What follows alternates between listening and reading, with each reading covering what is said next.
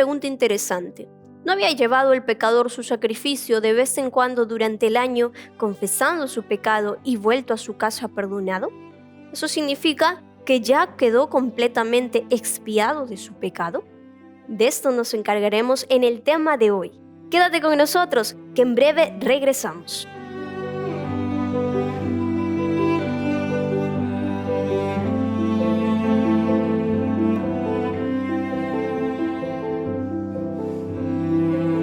Estoy muy contenta de darte la bienvenida y desearte un feliz sábado. Un día más que el Señor nos permite poder compartir contigo la temática de esta importante serie Santuario, la hora del juicio. Hermano John, muy buenas noches, feliz sábado. Muy buenas noches y feliz sábado igualmente, agradecido al Señor por esta nueva oportunidad de continuar estudiando la palabra del Señor. Muchas gracias a ti por mantenerte ahí conectado, gracias también por haber invitado a muchas personas más para juntos poder disfrutar de este maravilloso mensaje. Efectivamente, estos días, hermano John, hablábamos acerca de este tema tan importante, acerca de la expiación, ¿verdad? Y hoy también hablaremos acerca de ello.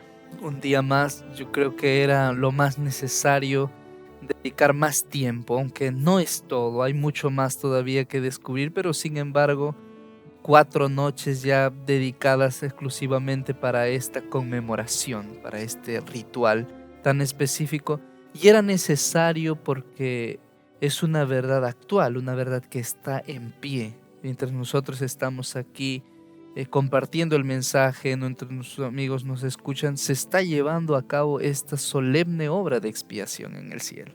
De manera que, como decíamos ya anteriormente, tiene mucho que ver en nuestra actualidad, en esta decisión que vamos a tener, vida eterna o muerte eterna, ¿verdad? En nuestro caso, pues se está llevando a cabo, se está evaluando en el cielo. Ahora, hay una pregunta que nuestro público realizaba, hermano John, y es acerca de la venida de nuestro Señor Jesucristo, ¿verdad? A base del libro de Daniel 7, 13 y 14. Si es que esta venida se refiere al lugar santísimo del santuario celestial y no a la tierra, cuando muchos de nosotros creíamos así. ¿Nos puede explicar acerca de ello? Daniel 7, 13 y 14. Muy bien. Miraba yo en visión de la noche, y he aquí con las nubes del cielo venía uno como un hijo de hombre, que vino hasta el anciano de días y le hicieron acercarse delante de él. Una escena muy grande. Hay muchos factores en realidad que nos demostrarían de que se trata de una venida de nuestro Señor hacia el santuario celestial, hacia el lugar santísimo específicamente, y no a la tierra. Y uno de los factores es el tiempo. Cuando revisamos la profecía anterior, cuando se habla de las bestias, recuerdas, de Daniel, ahí aparecen grandes potencias mundiales que se venían desarrollando uno tras otra. Teníamos a Babilonia, posteriormente Medo-Persia, Grecia, y terminábamos con Roma, efectivamente.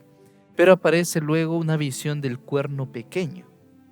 Prácticamente este periodo se extendía hasta el año 1798.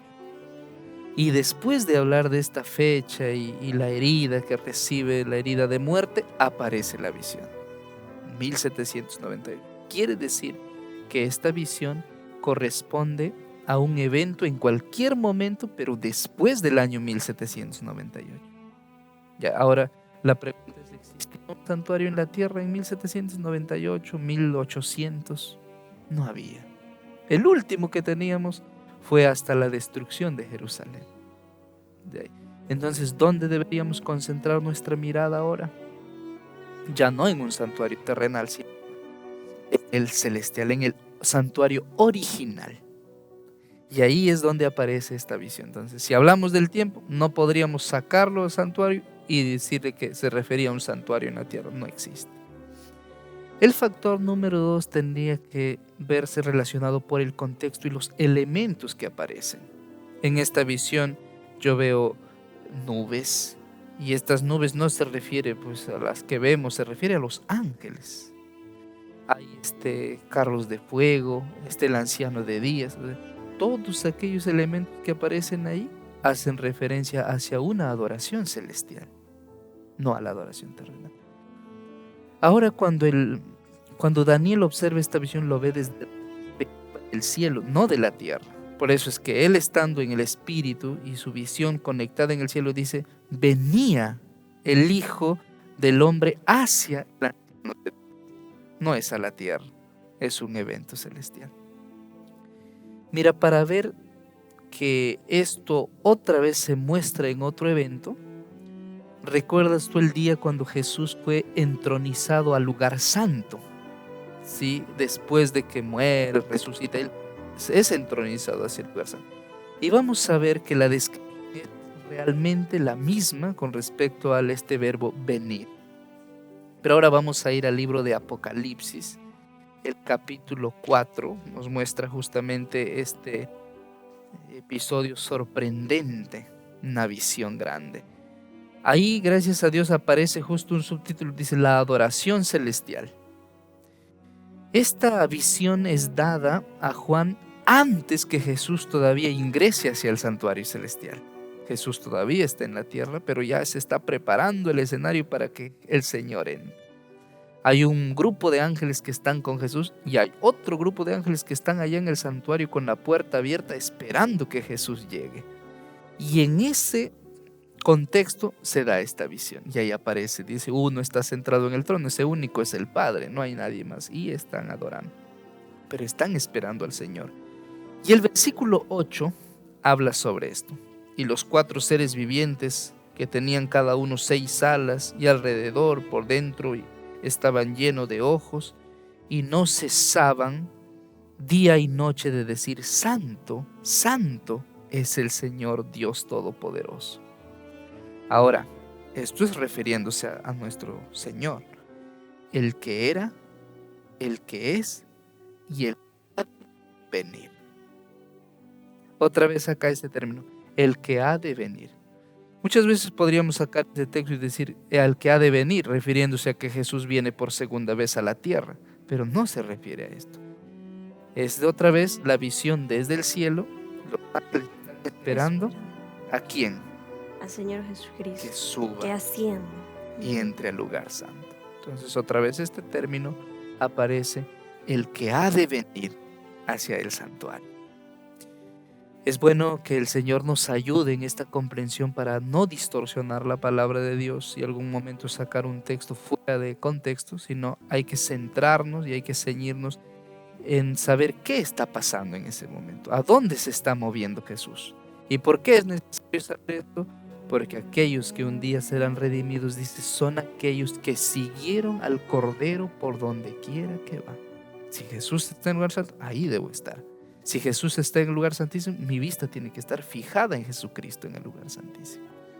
Fundamental comprender esto, comprender más acerca del santuario, ¿verdad? Y hay textos bíblicos que pueden avalar esto, que pueden confirmar estos temas y muchos otros más que ya hemos venido tratando, ¿verdad? En esta oportunidad vamos a seguir abarcando acerca de la expiación.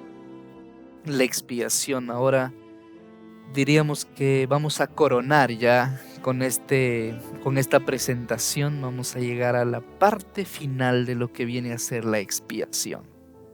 Por ello, quiero que nos concentremos mucho más. Aquí viene la parte más grande, más rica de lo que hemos ido recibiendo durante estas noches. ¿Por qué la necesidad de un santuario? ¿Qué tiene que ver esto con nuestra vida? Así es que mucha concentración y a seguir en estos estudios. Así es que deseamos que Dios obre en tu corazón, en tu mente, podamos comprender con la ayuda del Espíritu Santo, y pues el tiempo queda con nuestro obrero bíblico Darwin Casana.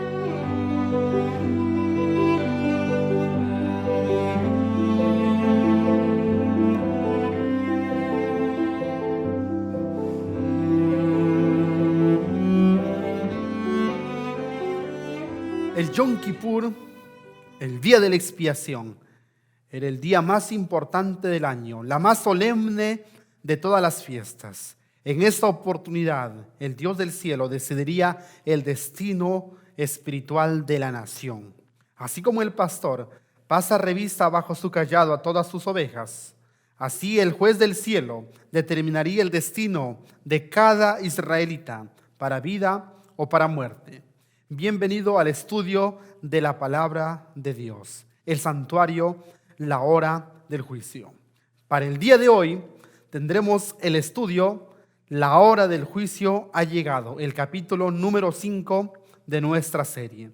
El día de ayer hablamos cómo es que los pecados eran registrados en el santuario terrenal, símbolo del santuario celestial. ¿Cuáles eran los pasos necesarios para el perdón? El día de ayer veíamos que no es lo mismo el perdón con el borramiento de pecados. Una cosa es el perdón, otra cosa es el borramiento de pecados. El perdón es continuo, es todos los días. El borramiento de pecados es una sola vez, es definitivo. De eso nos encargaremos el día de hoy. Como adventistas del séptimo día, tenemos una doctrina muy distintiva, una doctrina que nos hace diferentes, una doctrina que también nos ha hecho ser el punto de ataques de muchos teólogos, la doctrina del juicio investigador. Pero ¿qué relación hay entre el juicio investigador y el día de la expiación?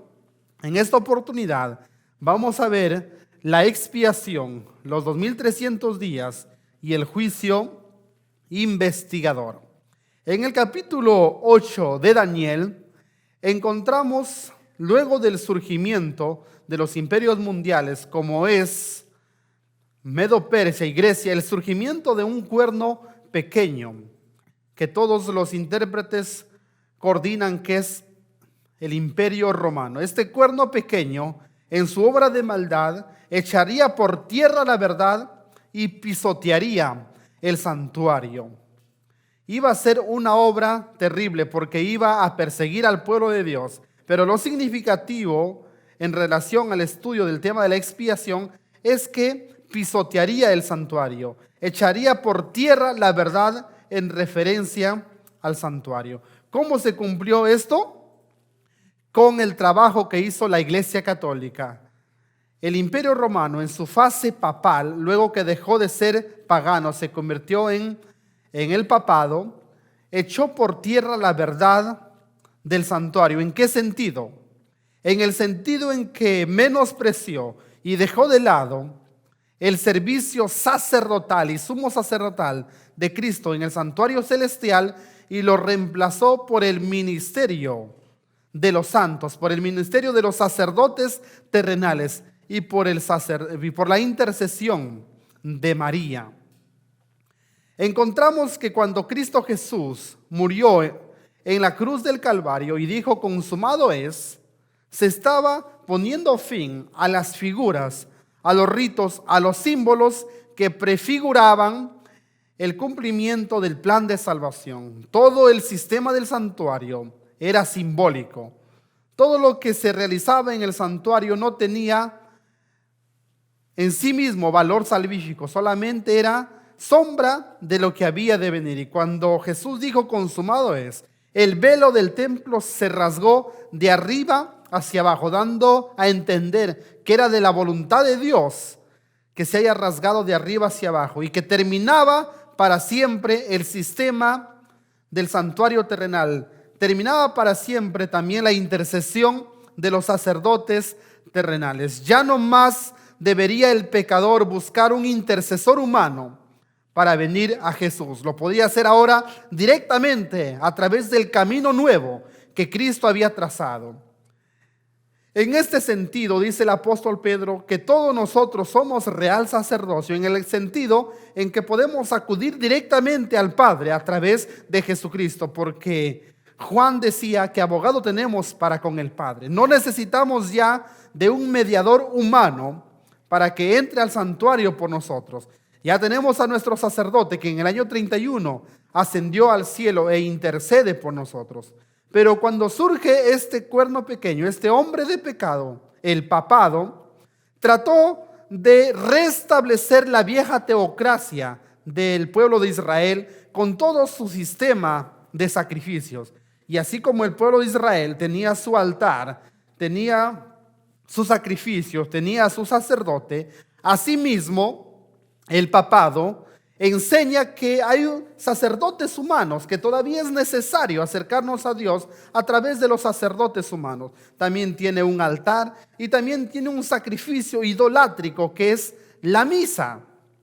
Y de esa manera el papado atacó directamente el ministerio sacerdotal de Cristo en el santuario celestial. Es en este sentido como es que el papado echa por tierra la verdad del santuario. Aquí se cumple la profecía de Daniel 8, que el cuerno pequeño echaría por tierra la verdad. ¿Por qué? Porque aparentemente lo logró. La gente confiaba en los intercesores humanos.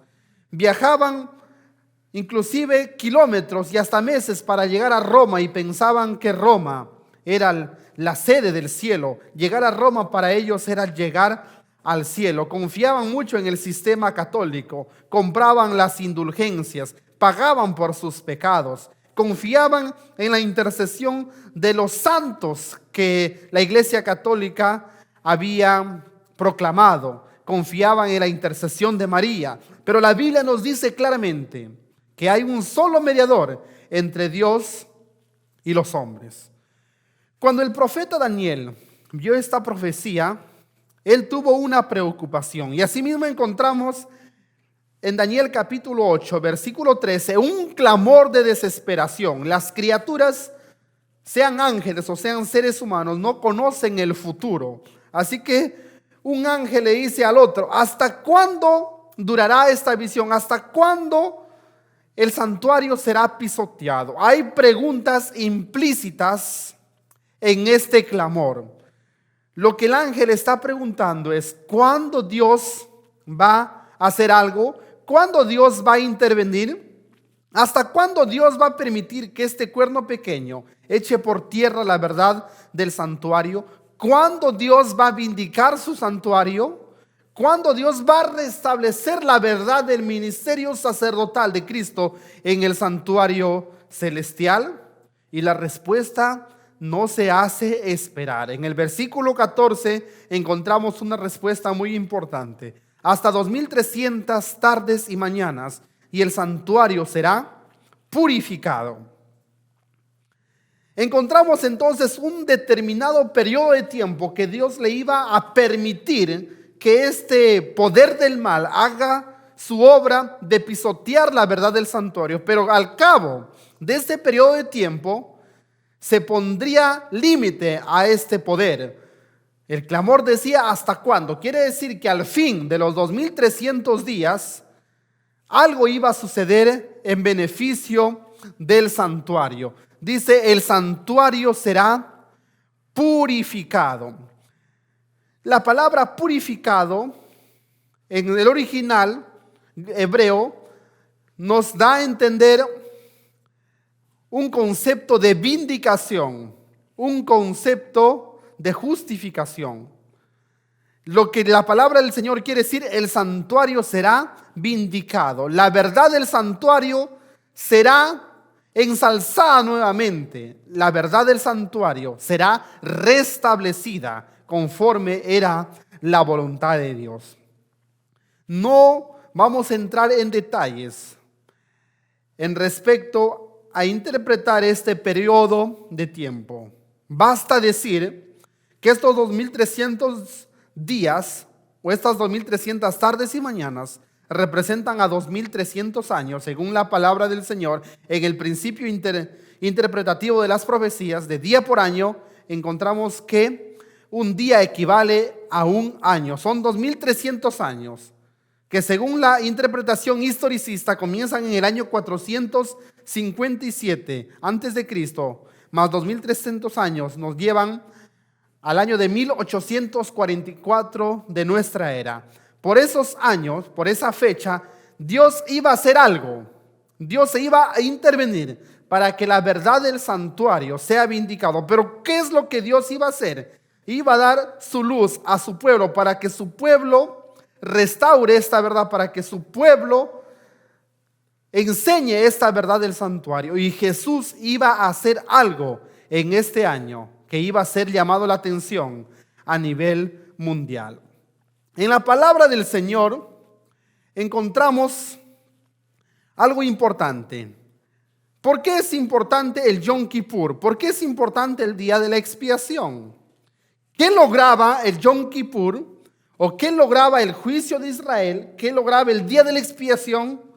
Que no podía ser provisto en los demás días del año. Recordemos que diariamente en el servicio diario habían ritos, habían ceremonias que se llevaban a cabo, pero que no eran suficientes. Tenía que llevarse a cabo un día de juicio, el Yom Kippur, el día de la expiación. Algo de bueno, algo importante debe proveer este día que no se podía encontrar en los demás días del año. Y la palabra del Señor nos dice claramente que sin derramamiento de sangre no hay remisión de pecado. ¿Qué quiere decir remisión? Veamos qué nos dice la sierva del Señor respecto a este versículo para tener luz de lo que arrojaba, de lo que brindaba el Yom Kippur, el día de la expiación hacia el pueblo de Israel. Demos lectura juntos de la palabra del Señor. Patriarcas y Profetas, la página 358 nos dice: esta gran obra de expiación o borrar los pecados estaba representada por los servicios del día de la expiación. Es interesante que Elena de Guay está haciendo una equivalencia entre tres cosas. En primer lugar, nos dice que la obra de expiación o el día de la expiación es lo mismo que la obra de borramiento de pecados. Y esto se llevaba a cabo en el día de la expiación. Todo esto estaba simbolizado en el día de la expiación. Así que expiación es sinónimo o es equivalente a borramiento de pecados. Veamos también qué nos dice Conflicto de los Siglos, página 413. La remisión, o sea, el acto de quitar los pecados, es la obra que debe realizarse. Ya decíamos que el servicio diario proveía registro de pecados a través de la sangre y a través del consumo de la carne. Había un registro de pecados ilegal de manera general por toda la nación y había un registro legal de pecados confesados y perdonados. Y eso era en el servicio diario todos los días del año. Pero el día de la expiación, el Yom Kippur, proveía la limpieza de estos registros. El santuario había sido contaminado durante los días del año, en los servicios diarios. Pero el día de la expiación, el Yom Kippur, lograba la purificación del santuario, la limpieza del santuario. Expiación es sinónimo de limpieza, es sinónimo de reconciliación. Había una reconciliación general. Los pecados eran borrados completamente. Y esto daba inicio a un nuevo año. Era como cerrar una página y abrir una página en blanco. Era como un nuevo inicio, un nuevo comienzo. Se comenzaba de cero. ¿Por qué? Porque los pecados habían sido borrados. Esto es lo que proporciona el Yom Kippur. El día de la expiación proporciona limpieza, proporciona reconciliación. Y esto arroja luz en el mensaje adventista con la doctrina del juicio investigador y con la esperanza de la extirpación total y completa del pecado. Porque lo que lograba el día de la expiación era la purificación, no solamente del pueblo, también se purificaba al sacerdocio, también se purificaba el atrio, el altar, se purificaba el lugar santo y se purificaba también el lugar santísimo. Todo el santuario era purificado. Todo lugar donde se había registrado la sangre del santuario era limpiado, era purificado. Ya se ha estudiado a detalle en el tema anterior cuando expuso nuestro hermano Abner Malca cómo era el proceso del día de la expiación. Todo eso es simbólico, eso representa la limpieza del santuario celestial, la obra de borramiento de pecados. Eso era lo que proporcionaba el Yom Kippur. el borramiento de pecados. Eso debe quedar fijado en cada uno de nuestros corazones. Varios teólogos protestantes han dicho que la doctrina del juicio investigador es un pretexto adventista para justificar el chasco de 1844. Pero ahora veremos que en la Biblia encontramos suficiente evidencia para decir que esta doctrina es bíblica y no solamente una justificación o un pretexto. La palabra del Señor nos dice en Mateo capítulo 22, versículo 11: y entró el rey para ver a los convidados y vio ahí un hombre que no estaba vestido de boda. Esta parábola ilustra el reino de los cielos. Cuando Cristo se establezca como rey y asuma su prerrogativa de rey de reyes y señor de señores, encontramos que su padre previamente hace un proceso de investigación. Entra el rey para ver a los convidados. El padre se cerciora de que todos estén con el vestido de boda. Y luego encuentra a un hombre que no está vestido de boda y le dice: amigo, ¿cómo entraste aquí sin estar con el traje correspondiente? Esto es simbólico.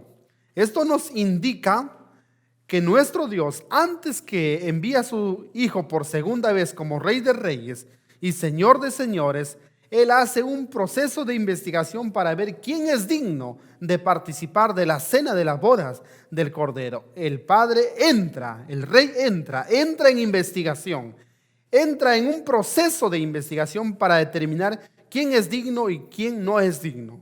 Cuando Jesús regresa por segunda vez a esta tierra, Él viene a dar recompensas.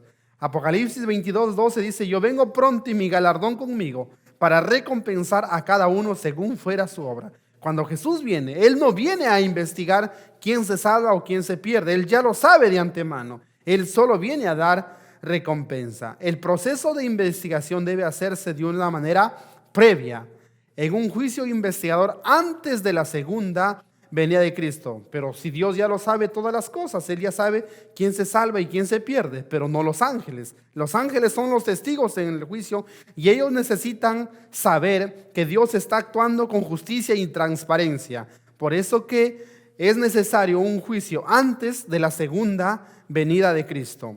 Esto es una prueba nada más. Tenemos una segunda prueba. En el libro de Daniel capítulo 7 encontramos una escena de juicio, encontramos una sucesión de reinos que comienza desde Babilonia en el año 606, pasa por Medo Persia, Grecia, Roma. Luego esta bestia espantosa tiene 10 cuernos, que son las 10 divisiones de Roma. Luego surge un cuerno pequeño que es el papado, que va desde el año 538 al año 1798. El profeta Daniel estaba viendo las maldades que hacía el cuerno pequeño hasta que fueron puestos tronos y se sentó el juez y los libros fueron abiertos. Esto nos quiere decir que inmediatamente después del periodo de gobierno del cuerno pequeño se establecería una escena de juicio. ¿Cuándo sucedió esto? Si el tiempo de dominio del cuerno pequeño termina en 1798, eso nos quiere decir que la escena del juicio es después de 1798. ¿Y qué pasa? Al fin de esta escena de juicio, dice que al cuerno pequeño se le destruye y se le da el juicio a los santos del Altísimo. ¿Cuándo sucede esto? ¿Cuándo será destruido el papado? En la segunda venida de Cristo. ¿Y cuándo se le dará el juicio a los santos del Altísimo para participar del juicio de los 1000 años? Es en la segunda venida de Cristo. Quiere decir que la escena del juicio es después de 1798 y antes de la segunda venida de Cristo. Esta es otra prueba irrefutable de que hay un proceso de investigación, un proceso de purificación previo a la segunda venida de Cristo. Un juicio pre-advenimiento que los teólogos tratan de ocultar, pero no se puede cubrir el sol con un solo dedo. Hay suficientes argumentos para poder estar firmes de que hay un juicio investigador antes que Cristo venga. Una tercera prueba es la que encontramos en Daniel capítulo 8. En Daniel capítulo 8 encontramos la misma sucesión de reinos del capítulo 2 de Daniel, del capítulo 7. Pero en esta ocasión empieza con el carnero de 2 cuernos, que es Medo-Persia. Luego viene un macho cabrío con un cuerno notable, que viene a ser Grecia, con el cuerno grande, que es Alejandro Magno. Y dice que este cuerno desaparece y se dividen en 4, surgen 4 cuernos hacia los 4 vientos. Esto se cumple en la división del imperio griego bajo los 4 generales de Alejandro Magno. Pero dice la profecía que al fin del reinado de estos reyes surgiría un cuerno pequeño. Este cuerno pequeño es Roma.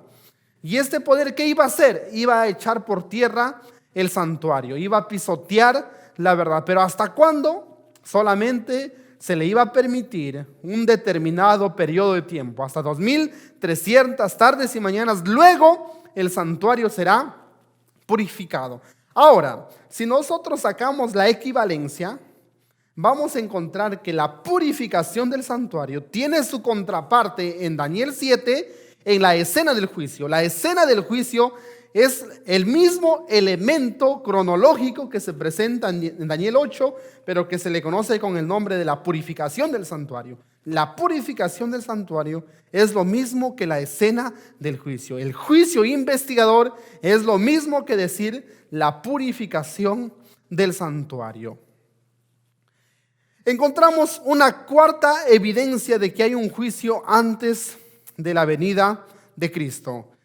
En el libro de Apocalipsis, capítulo 14, el anuncio del primer ángel nos dice que la hora del juicio ha llegado. El mensaje del primer ángel dice de la siguiente manera: vi volar por en medio del cielo a otro ángel que tenía el evangelio eterno para predicarlo a toda criatura, a toda nación, tribu, lengua y pueblo, diciendo: temed a Dios y dadle gloria, porque la hora de su juicio ha llegado, y adorad a aquel que hizo los cielos y la tierra. Qué interesante. Aquí tenemos el anuncio del juicio. La hora del juicio ha llegado. Nosotros estudiamos en el tema primero de esta serie que dio nuestro hermano John Mesones. Decía que el anuncio del juicio era 10 días antes del día de la expiación. Las trompetas sonaban 10 días antes. Y justamente 10 años antes, de 1844, Guillermo Miller comenzó a predicar la segunda venida de Cristo. Dios quería llamar la atención. Se llevaba a cabo en el cielo la purificación del santuario. Guillermo Miller pensaba que era la segunda venida de Cristo. Se equivocó en el suceso que iba a acontecer, pero no se equivocó en el cumplimiento de la profecía. Algo sucedió en el cielo: la purificación del santuario, el inicio del juicio investigador. Entonces, Daniel 7 nos dice aproximadamente cuándo va a ser el juicio. Después de 1798, antes de la segunda venida de Cristo. Pero Daniel 8 nos dice inclusive la fecha cuándo comenzaría esta escena de juicio. Esta escena de juicio comenzaría en 1844. Y es que las fiestas proféticas, así como eran cronológicas, primero la Pascua, luego Pentecostés, luego tenemos las trompetas, luego venía la expiación, así también en el cumplimiento real es de una manera cronológica. Primero eran las trompetas y luego venía la expiación. Ya dijimos que el anuncio de las trompetas que anunciaban el juicio comenzó por 1833. Y el juicio en sí mismo, el anuncio del ángel, que la hora de su juicio ha llegado, se cumple en 1844. En el verano de 1844 se oyó el clamor de medianoche: he aquí viene el esposo, salid a recibirle. No venía Jesús a la tierra, sino venía hacia el anciano de días, porque la escena del juicio dice que uno como hijo de hombre viene al anciano de días para recibir dominio, gloria y reino. Eso se cumple en 1844. El 22 de octubre de 1844, Jesús pasa del lugar santo al santísimo para llevar a cabo la última fase de su obra del plan de salvación, que es la obra de borramiento de pecados. Pero ¿qué hacía Jesús antes de 1844? ¿Qué hizo Jesús durante 1813 años en el santuario celestial? Él estuvo en el lugar santo. ¿Pero qué hizo allí?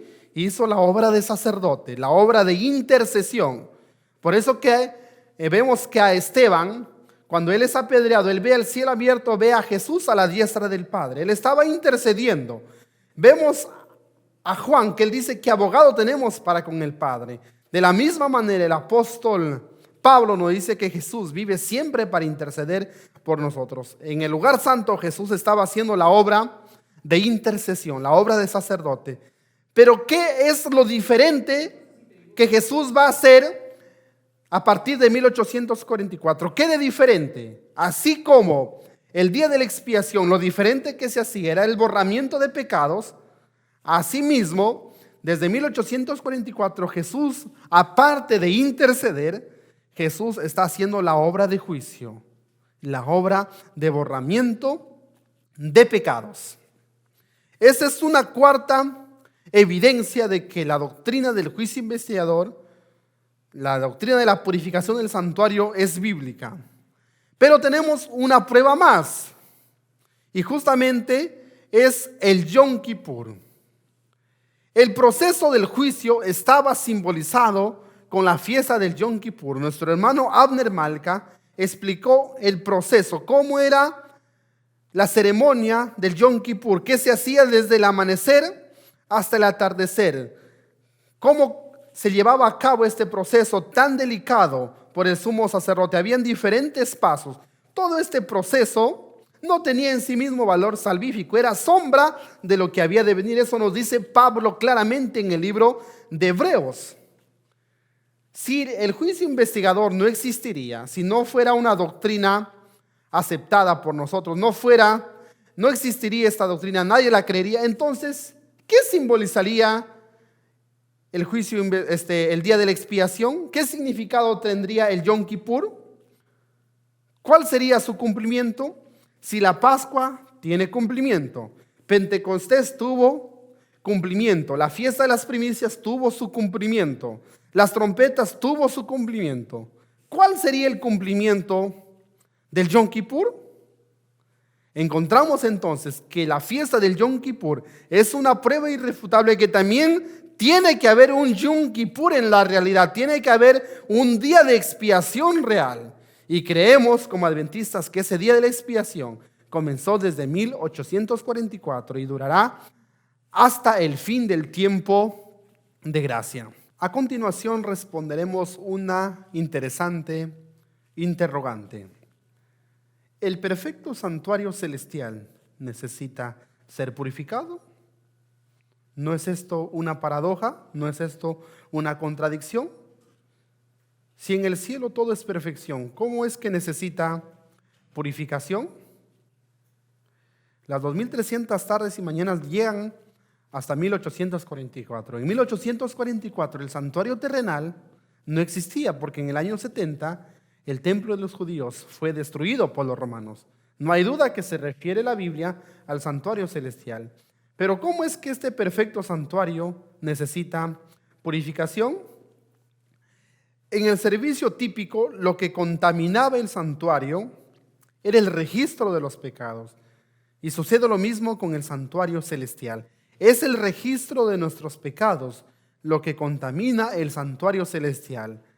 Ese registro debe ser borrado para que el santuario quede limpio, para que quede purificado. Entonces esto es simbólico, no significa que el santuario está contaminado literalmente, es algo espiritual. El santuario celestial se contamina con nuestros pecados, los cuales deben ser borrados para que ahí se cumpla la figura de la purificación. Y la palabra de Dios lo confirma.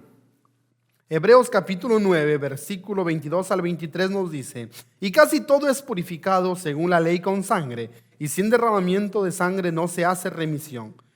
Fue pues necesario que las figuras de las cosas celestiales fuesen purificadas así. ¿Cuáles fueron las figuras de las cosas celestiales? Era la purificación del santuario que se hacía en el día de la expiación. Era necesario que se haga así con sangre. Pero mire lo que dice a continuación el apóstol Pablo: pero las cosas celestiales mismas con mejores sacrificios que estos. Aquí el apóstol Pablo nos está diciendo claramente que las cosas celestiales también deben ser purificadas. La diferencia es que en este caso es con mejores sacrificios, y nada mejor que la sangre de nuestro Señor Jesucristo para purificar el santuario celestial. ¿Cuáles son los elementos del juicio? Todo proceso judicial necesita ciertos requisitos indispensables para que sea un juicio. Y en el libro de Daniel encontramos los elementos de este juicio. Encontramos a un anciano de días que toma su lugar, que se sienta, y dice la Biblia, el juez se sentó y los libros fueron abiertos. El que preside el juicio en el santuario celestial es el Padre. Ante él debe interceder el abogado. Él es el que preside el juicio, él es el que toma las decisiones. Debe haber un juez para que sea un juicio, para que administre justicia, y eso en la realidad es el Padre. Encontramos también a uno como hijo de hombre que viene ante el anciano de días. Y este como hijo de hombre es nuestro Señor Jesucristo. Él es nuestro hermano mayor y él cumple la función de abogado. Y hay muchos versículos en la Biblia que nos recuerdan que Jesús es nuestro abogado, el que intercede en nuestro favor, el que no pierde un caso, el que lleva nuestra humanidad y es nuestro representante. Él se hacía llamar a sí mismo el Hijo del Hombre para denotar su naturaleza humana. Esa naturaleza humana glorificada la tiene en el santuario celestial y Él intercede con su sangre en favor de nosotros. Pero también tenemos los acusados. Los que participaban del día de la expiación eran los que habían traído su ofrenda individual y habían confesado sus pecados. Sus pecados habían sido registrados en el santuario terrenal mediante la sangre de la víctima. Había un registro de pecados confesados y ellos eran los que tenían derecho a participar del día de la expiación. Los que no se arrepentían y no confesaban sus pecados, los que no aceptaban los medios que Dios había provisto, no participaban de la expiación. De la misma manera, los que aceptan a Cristo, los que aceptan los medios que Él ha provisto para la salvación, son los que toman parte en el juicio investigador. El juicio de los impíos se hace en una ocasión posterior, es en los 1000 años. Los impíos, los que nunca creyeron en Cristo, son los que no participan, no toman parte de este juicio. Solamente los que una vez entraron en el servicio de Dios serán los que participarán en el juicio investigador. El siguiente elemento son los libros. Tiene que haber un expediente por el cual son juzgados estos acusados. Había visto algunos reportajes en las noticias que algunos expedientes de algunos presos de algunas cárceles se habían quemado y hasta ellos mismos se habían olvidado por qué estaban presos y no tenían una condena porque su expediente se había perdido. No sucede así en el santuario celestial. Ya vimos que en el servicio típico había un registro detallado de los pecados. Asimismo, en el santuario celestial hay registros de pecado, hay expedientes. Hay 3 libros en el santuario celestial que toman parte en el juicio investigador. El primero es el libro de la vida del Cordero, donde se consignan los nombres de todos los que una vez creyeron en Cristo. El segundo libro es el libro de memoria de obras buenas. Todo acto de caridad, toda resistencia al pecado queda inmortalizado en el registro del libro de memoria de obras buenas. Y encontramos también un registro de pecado donde está consignado toda transgresión de la ley de Dios, sea externa o interna, hasta nuestras intenciones, hasta nuestros pensamientos, hasta los motivos de nuestro corazón, está consignado allí en ese registro. Tenemos a continuación la norma del juicio. Cada país tiene su carta magna por la cual es regida la administración de la justicia. Una falta aquí en este país tiene diferente sanción en otro continente, porque no es la misma ley que rige en cada nación. Asimismo, nuestro juicio es imperfecto. El juicio de los seres humanos no es cabal. Pero en el cielo tenemos una ley, que es la norma del juicio. Y el apóstol Santiago nos dice: así hablad, así haced como los que habéis de ser juzgados por la ley de la libertad. La ley es el reflejo del carácter de Dios, es la expresión del amor y sabiduría de Dios. Esa perfecta ley que requiere que el alma misma sea pura es la que rige en este juicio. Por ella tenemos que ser juzgados. También tenemos los testigos. En el santuario terrenal encontramos en el lugar santísimo, sobre el arca del pacto, en el propiciatorio encontramos a 2 querubines, uno frente al otro y ambos mirando de una manera muy reverente hacia la ley de Dios. ¿Qué representa esto? Estos 2 querubines, nos dice el libro Historia de la Redención, que representa el interés que tienen los seres angelicales por el plan de la salvación. Los ángeles son los espíritus ministradores y son justamente los beneficiados en el juicio investigador. ¿En qué sentido son beneficiados? En el sentido de que van a comprender la transparencia de Dios, la justicia de Dios en la administración de su justicia para unos y para otros. Ellos entonces son los testigos. Millares de millares venían ante la presencia del anciano de días. Ellos son los ministros, son los testigos que participan en este tribunal celestial. Y tenemos por último el acusador. El acusador es Satanás, de eso no hay duda. Él acusa a los hijos de Dios de día y de noche. Él le dice a Dios: pero ¿por qué vas a salvar a estos si son tan pecadores como yo? A mí me expulsaste del cielo por egoísta. Mira cómo son tus hijos, egoístas. A mí me expulsaste del cielo por orgulloso.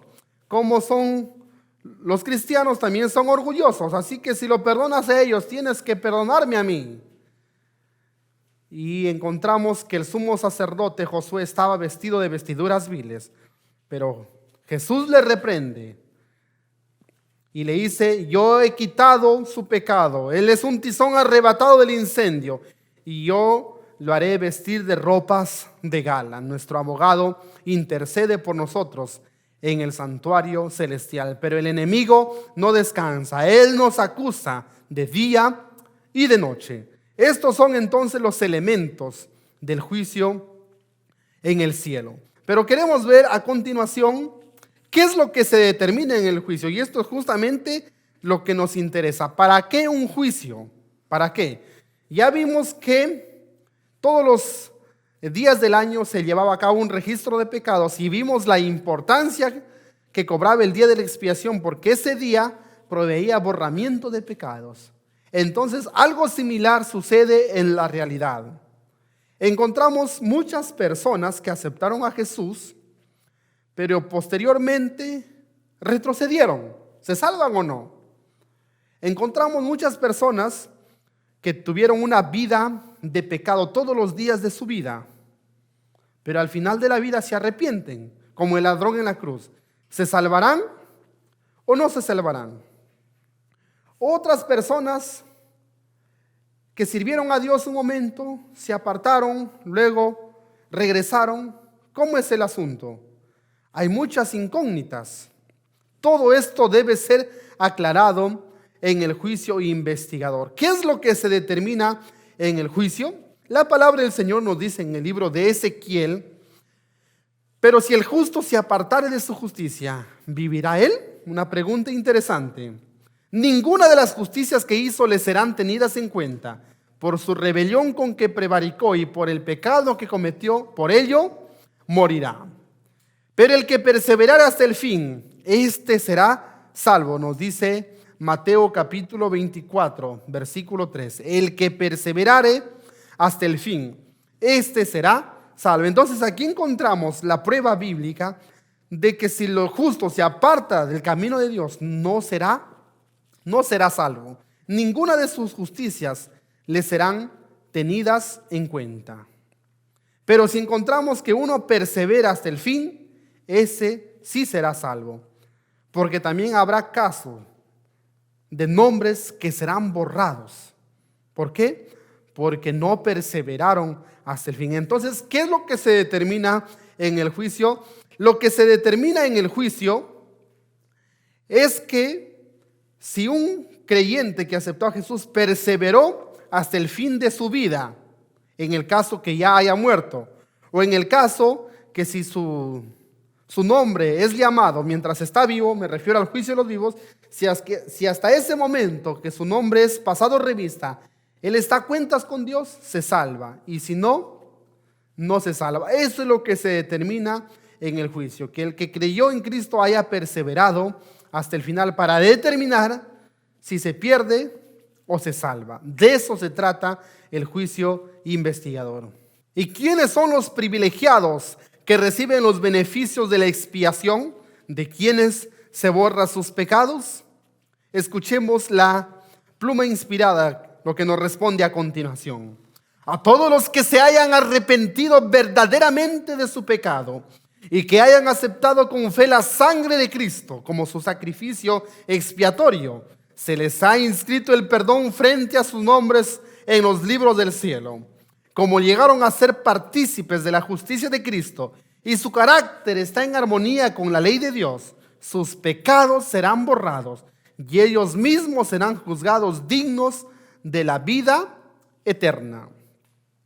El Señor Jesucristo dijo en Apocalipsis capítulo 3, versículo 21, al que venciere, le daré que se siente en mi trono. Tenemos que ser vencedores contra estos tres enemigos comunes que tenemos: el mundo, el diablo y la carne. Y de todos los enemigos, la carne es el enemigo más feroz. La lucha contra uno mismo, contra nuestras propias debilidades, contra nuestras propias pasiones, contra los propios pecados que nosotros hemos practicado en la vida pasada. Eso es la lucha más grande y la batalla más grande que tenemos que ganar día a día. Tiene que haber un arrepentimiento sincero y un abandono del pecado. Tenemos que ser vencedores del pecado para que nuestros pecados sean borrados. De lo contrario, sucederá lo que todos tememos. ¿De quién se borrará su nombre en el juicio? De los que no vencieron los pecados, de los que se dejaron vencer por el pecado. No hablamos aquí de que uno peque o no peque, todos pecamos. El asunto está en que debemos salir vencedores, en que debemos levantarnos. Tenemos el caso de David, él fracasó, pero su arrepentimiento fue genuino. Tenemos el caso de los hermanos de José, ellos eran mentirosos, pero salieron vencedores de ese defecto. Tenemos el caso de Pedro. Pedro era impulsivo, era cobarde, negó a su maestro, pero al final de sus días, él venció, ya no negó a su maestro, sino que valientemente aceptó morir crucificado como su maestro. Fue un vencedor. Tenemos el caso de Jacob. Él había sido mentiroso, pero él venció. Y por eso que el ángel le preguntó, ¿cuál es tu nombre? Y él no mintió más. Él dijo, mi nombre es Jacob, usurpador. Y Jesús le dijo, no será más tu nombre usurpador, sino Israel. Ese cambio de nombre representa el cambio de carácter. El nombre para los israelitas, para los judíos, representaba el carácter. Así también nuestro carácter tiene que ser transformado, tiene que ser a semejanza de Cristo, para que seamos vencedores y seamos hallados dignos en el juicio. De lo contrario se nos dirá, pesado has sido en la balanza y fuiste hallado falto. ¿Cuál es el proceso cronológico del juicio investigador? ¿Por quién comenzó el juicio y cuál es el orden? El Espíritu de Profecía nos responde, empezó con los que vivieron primero en la tierra. Nuestro abogado presenta los casos de cada generación sucesiva y termina con los vivos. Sabemos que los patriarcas fueron los que vivieron primero. Luego los reyes, vienen la época cristiana, así sucesivamente, la Edad Media, la época del Adventismo, y luego termina con los vivos. El juicio de los vivos está pronto a comenzar. La sierva de Dios dijo hace 100 años, pronto y nadie sabe cuándo comienza el juicio de los vivos. No tenemos una fecha estipulada, pero el derramamiento de la lluvia tardía es una evidencia que el juicio de los vivos ha comenzado. ¿Por qué? Porque Pedro dice, arrepentíos y convertidos para que sean borrados vuestros pecados y vengan los tiempos de refrigerio. Esos tiempos de refrigerio es la lluvia tardía. Si uno recibe la lluvia tardía, es evidencia que sus pecados han sido borrados en el santuario celestial. Y si han sido borrados los pecados, eso quiere decir que su juicio ha pasado en el tribunal celestial. El juicio de los vivos ha comenzado. Eso será en paralelo a la ley dominical. Estos temas los estudiaremos con más detalle en un próximo estudio. La escatología y la expiación. Cuando termine el juicio investigador y se ha decidido cada caso para vida o para muerte, termina también el tiempo de gracia. Cuando Jesús comienza el juicio investigador, la palabra del Señor dice, el juez se sienta. Pero cuando termine el juicio investigador, Daniel dice, y se levantará Miguel. Encontramos entonces que el levantamiento de Miguel representa el fin del juicio investigador. Se ha completado el número de los sellados y no hay más razón por la cual Jesús siga intercediendo en el santuario celestial. Cuando termine el juicio investigador, también terminará el tiempo de gracia para la humanidad. En el servicio típico, una vez concluida la expiación, el sumo sacerdote salía del santuario, ponía sus manos sobre el macho cabrío designado para Azazel y confesaba los pecados de Israel. De una manera simbólica, el pecado salía del santuario y era transferido sobre este macho cabrío, quien era llevado por un emisario hacia el desierto y allí moría. Esto también es simbólico. Cuando Jesús termine la obra del juicio investigador, todos los pecados que Satanás hizo cometer al pueblo de Dios serán puestos sobre Satanás. Esto estaba ilustrado en el servicio típico con el macho cabrío que era para Azazel. Así como el macho cabrío era llevado al desierto, así Satanás estará en este desierto simbólico de la tierra durante 1000 años. Los santos estarán en el cielo. Los impíos estarán muertos en la tierra. Satanás, desde que inició su rebelión, estará desocupado. No tendrá a quien engañar. Eso es la cárcel de Satanás. Y al fin, en la tercera venida de Cristo, Satanás tendrá que ser destruido para siempre. Satanás muere por sus pecados, pero también paga por los pecados que hizo cometer a los hijos de Dios. Jesús solamente expía los pecados de sus hijos, pero los pecados que Satanás hizo cometer a los hijos de Dios, estos deben ser pagados por Satanás, porque él fue el que ocasionó que los hijos de Dios pequen. Él fue el que los tentó, así que debe morir por sus pecados, pero también por los pecados que hizo cometer a los hijos de Dios. Una pregunta interrogante surge a continuación. ¿Por qué un juicio? ¿Cuál es la necesidad de un juicio? ¿No es Dios omnisciente? ¿No lo sabe Dios todo? ¿Él no sabe de antemano quién se salva y quién se pierde? Dios ya lo sabe todo, así que un juicio no es por causa de Dios. El juicio es por causa de las criaturas. Tanto los ángeles como los seres humanos no somos omniscientes, no conocemos el futuro, no podemos leer el corazón y el pensamiento de otras criaturas como Dios lo sabe. Por lo tanto, el juicio sirve para transparentar la justicia de Dios. Tenemos que recordar que Lucifer, cuando se rebeló en el cielo, Él puso en tela de juicio la justicia de Dios. Satanás acusó a Dios de ser un Dios tirano, de que sus leyes eran innecesarias y que él podía mejorar su gobierno. Los ángeles nunca habían escuchado una mentira y creyeron lo que Lucifer les decía. La tercera parte de los ángeles fueron engañados. Los ángeles leales, que eran la mayoría, decidieron quedar de parte de Dios.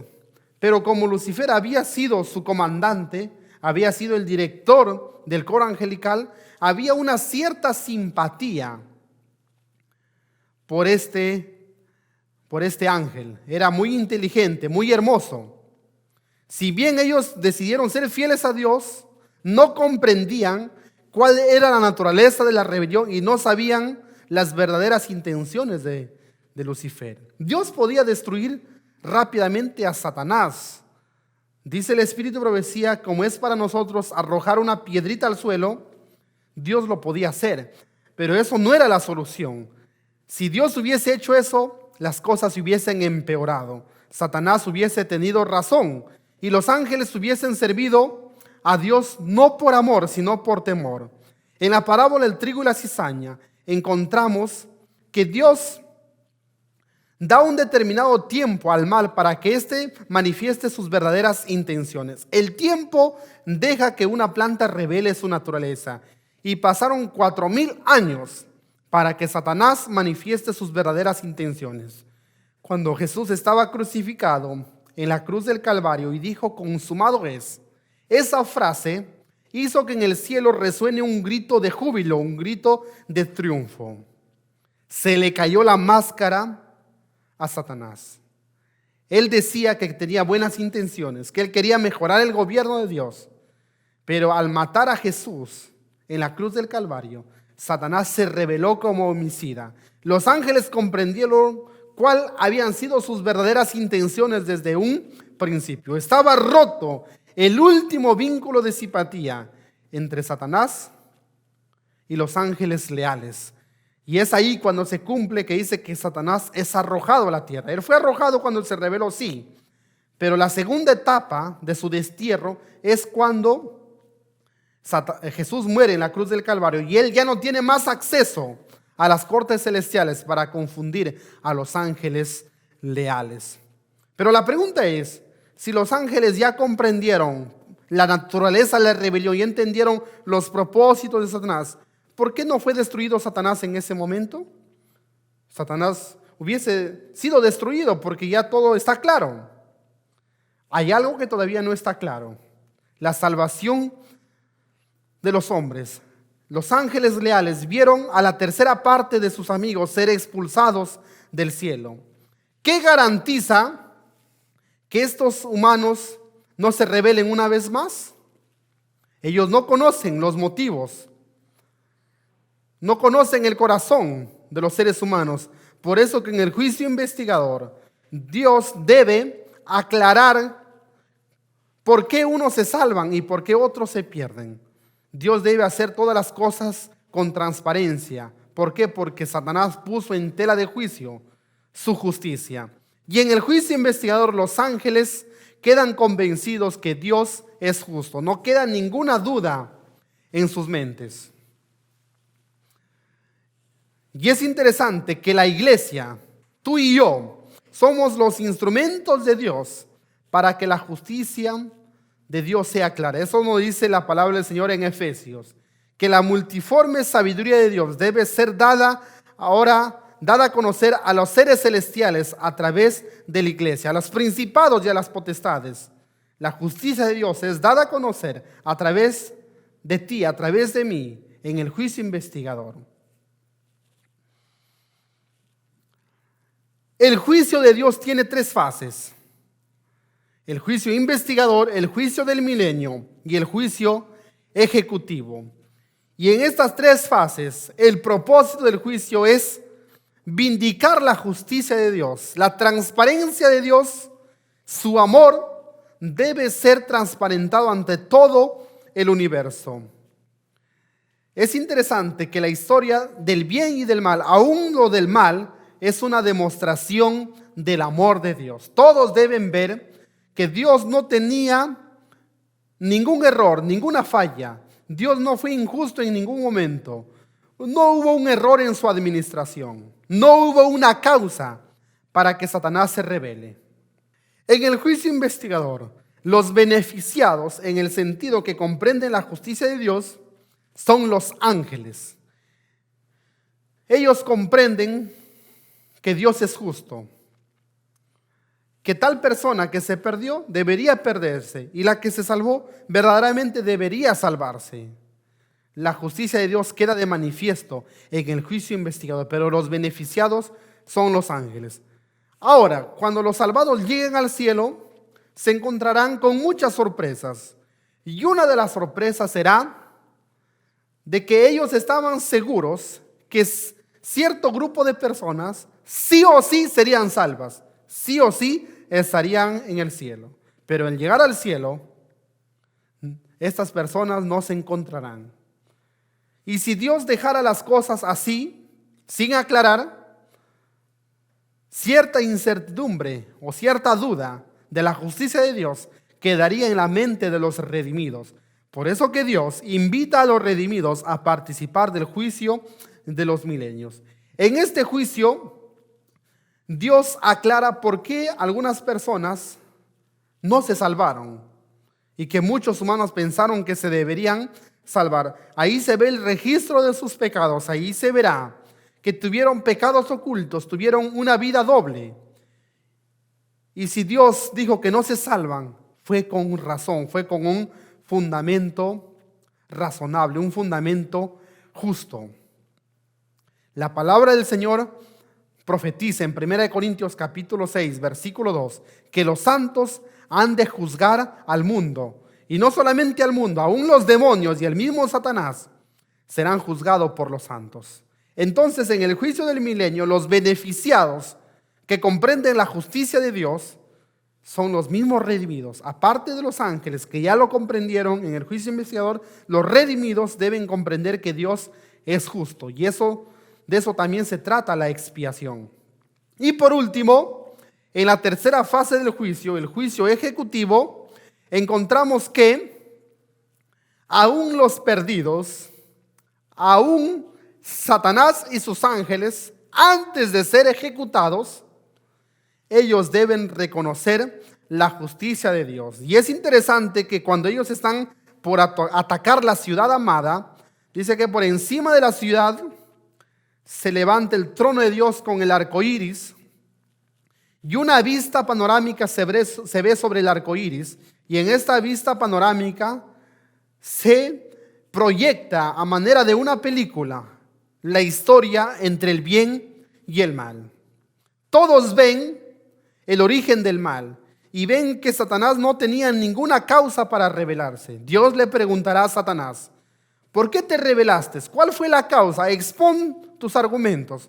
¿Por qué arrebataste súbditos de mi reino? Dime cuál es la razón.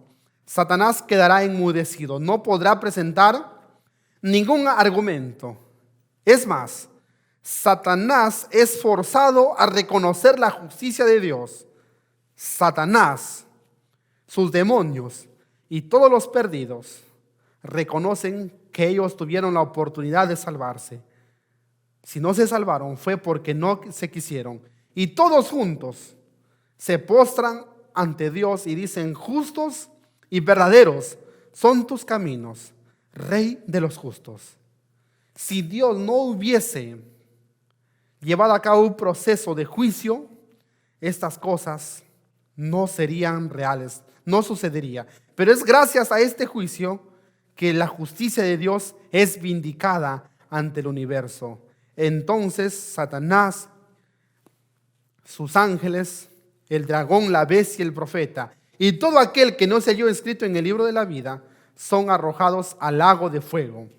Y todo es consumido y tenemos una nueva creación. Es allí cuando la expiación estará completa. Recordemos que expiación significa reconciliación, significa restablecer la armonía, significa volver al principio, tal como fue en un origen. Como Adán y Eva fueron creados en el Edén y había una comunión directa, podíamos la humanidad conversar cara a cara con Dios, eso mismo debe ser restablecido. La expiación, la purificación estará completa cuando esto suceda. La verdadera expiación, la expiación final, la expiación completa ha sido hecha. La familia del cielo y la familia de la tierra son una. Cuando el profeta Juan ve un cielo nuevo, una tierra nueva, donde el dolor, la muerte no existía más, esto nos proyecta a cuando la promesa de la expiación será cumplida, una purificación, una reconciliación completa. Entonces un pulso de armonía y gratitud resuena por toda la vasta creación. Qué hermoso será que llegue ese día, cuando podamos ver a Dios cara a cara. Si hoy en día, cuando estamos en oración, en comunión con Dios, cuando vamos a la iglesia y entramos en esa atmósfera de santidad, no queremos que eso termine. Queremos estar más cerca de Dios. Queremos saber más de Dios. No queremos ya irnos de la iglesia. No queremos dejar de orar porque somos elevados hacia el cielo. Queremos más de Jesús. Cuando este momento llegue, que podamos estar con Jesús en su compañía, eso será maravilloso. Yo creo que ese es tu anhelo. Ese es mi anhelo. El anuncio del juicio. El anuncio que la hora del juicio ha llegado, querido hermano que me escuchas, no es una mala noticia, es una buena noticia. El que estudia para un examen no tiene por qué preocuparse. ¿Por qué? Porque sabe que el examen en cualquier momento tiene que llegar, pero él está preparado. Yo te digo, querido hermano, que la hora del juicio ha llegado. Muy pronto tu caso será pasado en revista en el tribunal celestial. Aferrémonos a Jesús. Él es el abogado que no pierde un caso. Si le damos nuestra vida, le damos nuestra voluntad, Él nos sacará victoriosos. ¿Estás dispuesto, querido hermano, a entregar tu vida a Dios? ¿Estás dispuesto a ser purificado, a que la expiación de ti, que eres un santuario viviente, se lleve a cabo espíritu, alma y cuerpo, sea guardado irreprensible hasta la venida del Señor? Esa es mi invitación. Espero que tu decisión y tu respuesta sea positiva. El Señor te bendiga. Es mi deseo en el nombre de Cristo Jesús. Amén. Querido Padre que estás en los cielos, te agradecemos, Señor, por trazar el plan de salvación para poder redimirnos. Gracias, Señor, porque te preocupaste por nosotros. Cuando nosotros te fallamos y deberíamos ser nosotros los que buscamos la reconciliación, fuiste tú, Señor, quien enviaste a tu Hijo para hacer la reconciliación por nosotros. Gracias, Señor, porque permitiste que tu Hijo entregue su vida por cada uno de nosotros. Pero en esta hora, Señor, te queremos decir que aceptamos y valoramos lo que hiciste por nosotros. Y te pedimos, Señor, que perdones nuestros pecados. Te pedimos, Señor, que frente a cada pecado en el registro de tus libros puedas escribir la palabra perdón en base, Señor, a la sangre de tu Hijo que derramó por cada uno de nosotros. Te pedimos, querido Padre, que cuando tenga que pasar nuestro nombre en tu tribunal, nuestros pecados sean borrados. Ayúdanos, Señor, en nuestra debilidad. Danos tu Espíritu Santo, querido Padre, para salir vencedores sobre todo pecado, sobre toda debilidad. Si hay, Señor, uno de tu Hijo que está escuchando tu palabra en esa noche y siente que no puede más, siente, Señor, que el pecado lo domina, nos haga, Señor, creer en tu promesa, que la sangre de tu Hijo amado Jesús nos limpia de todo pecado. Oh Señor, danos la paz en nuestro corazón. Ayúdanos, Señor, a creer que tú puedes cambiar nuestro carácter, que tú nos puedes hacer más que vencedores. Señor, dejamos nuestra vida en tus manos y te pedimos, Señor, que tu palabra no vuelva a ti vacía, sino que haya fruto en cada uno de los corazones oyentes. Te lo pedimos en el nombre de Cristo Jesús. Amén.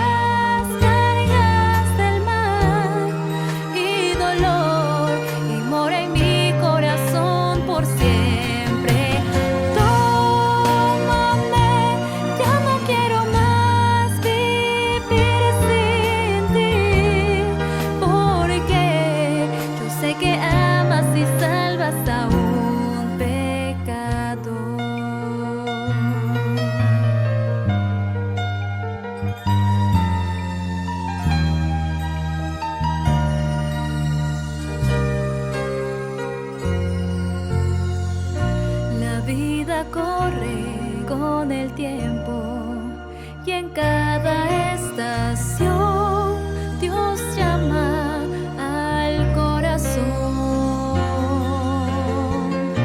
Vivir sin Dios no hay sentido, habrá que decidir vivir o morir. Te entrego por fe todo lo que soy. Recibo por siempre tu salvación. Dios, tómame, quita de mí las cargas del mal y dolor y mora en mi corazón por siempre. Tómame, ya no quiero más vivir sin ti, porque yo sé que amas y salvas a un pecador.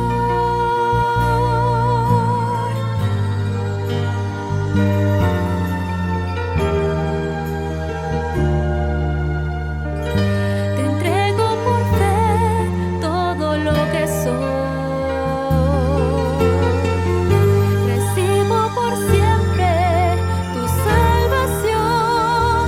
Dios, tómame, quita de mí las cargas del mal y dolor y mora en mi corazón por siempre.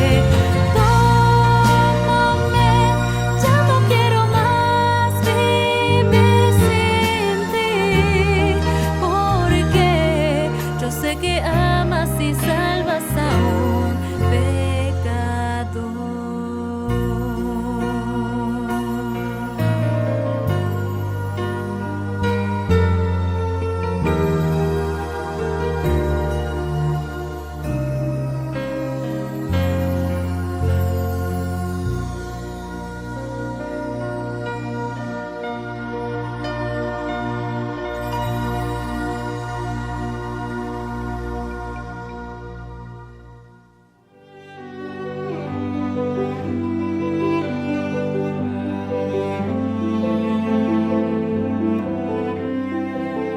Hemos llegado al final de este programa. Como siempre, agradecemos tu compañía e interacción. No olvides, el día de mañana presentaremos la última fiesta de las cabañas con el tema El tiempo de nuestra alegría. Tienes una cita con nosotros. Deseo que Dios te siga bendiciendo. Buenas noches.